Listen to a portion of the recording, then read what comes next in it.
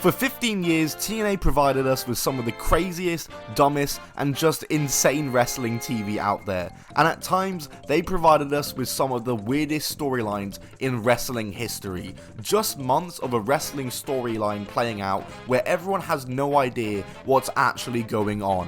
Today we're going to discuss some of those. Before we get into it though, make sure to subscribe to the channel. I'll give you until the 3 count. Rachel Rose hooks the leg. There it is. I hope you beat the count, and let's get into the video.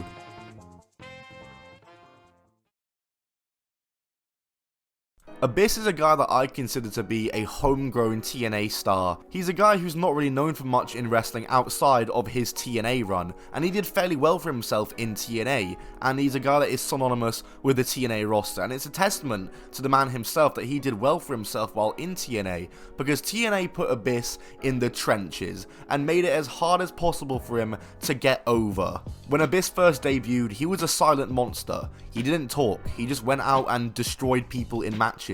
But as the years went on, Abyss just got dumber and dumber, and his character just continued to become a joke. And it all came to a head when Hulk Hogan came into TNA, and Hulk Hogan very evidently did not understand Abyss's character.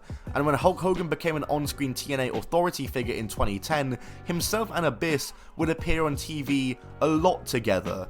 And by this point, Abyss was no longer a monster or a killer, he was just kind of a dumbass. He was portrayed as a Hulk Hogan fanboy on TV, and it all ended up with Hulk Hogan gifting his WWE Hall of Fame ring to Abyss. And this ring, I kid you not, would give Abyss just magical powers. He would put the ring on, and he would receive the powers of Hulk Hogan. He'd start hulking up, he'd start doing all the Hulk Hogan offense. It was absolutely weird and absolutely terrible. The storyline went completely against Abyss's character. He was meant to be this insane murderous monster, but now he was just a Hulk Hogan fanboy dumbass Green Lantern wannabe with a ring. The angle was dropped, luckily, but the damage had really been done. I'd argue that the Abyss character didn't really recover until post-Joseph Park era. Supposedly, Hogan was really high on Abyss and was a big fan of Abyss, to the point of wanting to make him the John Cena of the company. Abyss was a guy that was always compared to Kane, mainly due to him having, quite a similar character to Kane, just like this, just a monster really. But Hulk Hogan said, nah, I see John Cena.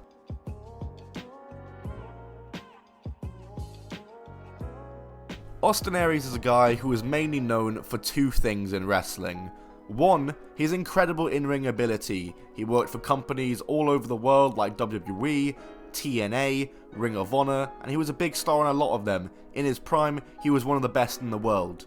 And number 2, that he is notoriously a locker room troublemaker and is known for having a history with his attitude backstage, and that causing problems for himself and other people. Austin Aries was synonymous for his run in TNA from 2011 until 2015, where he was a multi-time world champion, X Division champion, and world tag team champion, and one of the greatest TNA wrestlers of all time, don't get it twisted. And he returned to TNA in 2018, and he had just recently been released by the WWE just the year previous for, you guessed it, attitude problems, and he returned to TNA as the belt collector, showing off all the various belts, titles, and championships he had won from various promotions around the world. Upon his return, he quickly won the Impact World Championship and the Impact Grand Championship, adding to his belt collection. And leading up to Bound for Glory 2018, Austin Aries would engage in a feud with Johnny Impact, the man formerly known as John Morrison, Johnny Nitro, Johnny Elite, Johnny Caballero, and the two were set to have a match at Bound for Glory 2018 for the world title.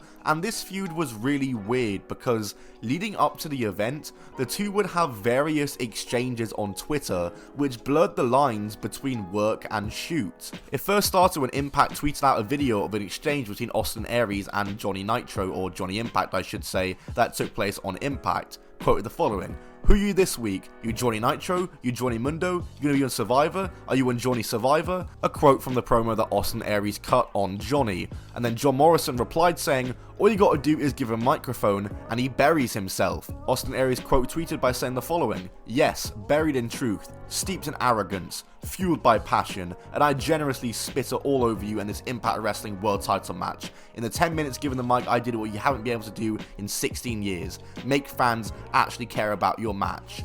catch. Morrison responded saying, "Ha ha ha, love that you think that. It's so far off base, I can't even be mad at your delusion. You think you are the only reason people care about our match? You're entitled to your opinion, but saying it doesn't make it true." It was all well and fine, just a normal kind of Twitter feud or Twitter beef to build up a feud for wrestling, until Johnny Impact committed the cardinal sin.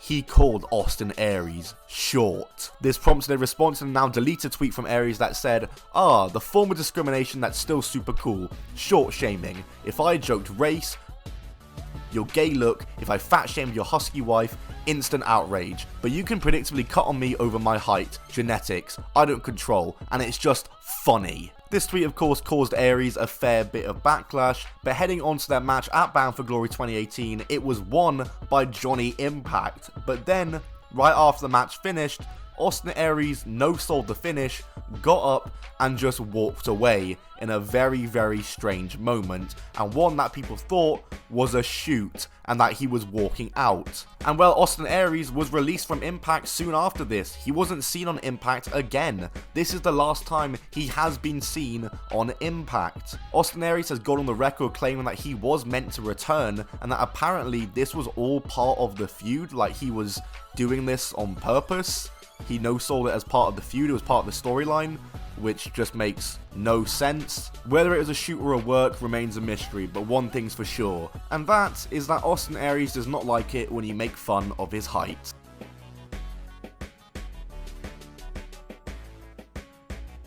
Angelina Love made her proper debut for TNA in 2007, and for the next 5 years was one of the top TNA knockouts and one of the top women's wrestlers in the world. By Bound for Glory 2010, she was the current and 5-time Knockouts champion, but at Bound for Glory 2010, she dropped the Knockouts title to Tara, and following this, TNA must have decided they wanted to take a much different approach to Angelina Love and give her a fresh new storyline, and that is where Winter enters. On the 15th of October, Winter, who was formerly known as Katie Lee and Katie Lee Burchill in WWE, was signed to TNA, and she would make her first appearance on TV on the October 21st Impact. She would appear in the mirror that Angelina Love was looking at, claiming to be a fan of Angelina Love, but only Angelina could see her, and everyone else watching of course, but not anyone else on the show for some reason could see Winter. However, after a few weeks of appearing exclusively in mirrors, she would make her first, I guess, actual appearance as a real person, and would be acknowledged by the rest of the TNA roster when she made her proper debut on Impact. On the December 23rd, 2010 episode of Impact, Angelina Love and Velvet Sky were set to challenge for the Knockouts tag titles, but Sky was attacked and injured by Sarita, and she was replaced in the match by Winter. And Winter and Angelina Love would of course win the Knockouts tag team titles. And this would start a storyline and a feud between Sky and Winter and Angelina, as Sky believed that Winter was trying to break up the beautiful people. At the infamous Victory Road 2011, they lost the tag titles thanks to Velvet Sky's botched interference, which led to Angelina Love turning on Velvet Sky after she was put under spell by Winter. Let me explain. Basically, Winter would give her these drinks that she would call medicine, and Angelina Love was completely under Winter's spell under this medicine, and Winter would control her and, you know, do evil and dastardly things. This started a feud between Winter and Angelina against Velvet, which ended with Velvet beating them in a handicap match, my word. Despite this loss though, Winter would stick around and begin a feud with Knockouts champion Mickie James, actually winning the title from her at 2011's Hardcore Justice event. She lost the title after 18 days back to Mickie James, and then she won it back at No Surrender, and then she lost it at Bound for Glory 35 days later, because, you know, Hogan TNA booking. After their Knockouts title woes, the two of them floated around on TV for a bit, but then seemingly TNA got bored of them and they never appeared as a tag team again randomly in 2012. And then they were both released in 2012 because Hogan TNA booking, I guess.